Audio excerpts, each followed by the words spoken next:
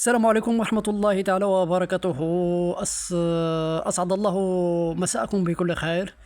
اليوم جا الدور ديال هذا المشكل نتكلموا عليه، يعني هذا المشكل لأن واحد الطريق اللي كتجيب بين زاغور عبر أنا مرزناك وكدي للسبت النابور. هاد الطريق اللي فيه واحد حدا القنطرة، اللي فيه واحد الرملة والحجار ومجموع في واحد البلاصة تما.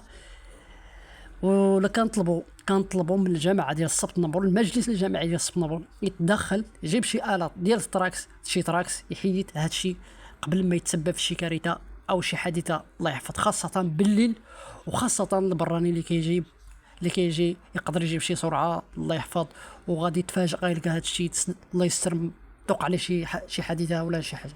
لذا كنطالبوا من الجماعه ديال السبت نابور اقليم سيدي افني باش يتدخل، يحيد هذا الحجر وهذا الرمله اللي كاينه وسط الطريق، راه ان هذا الشيء خطير جدا، خاصه بالليل.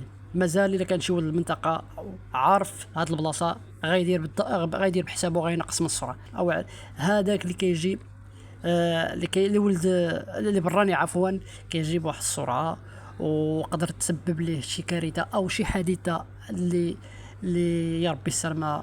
نطلبوا من الله يحفظ الجميع وصافي.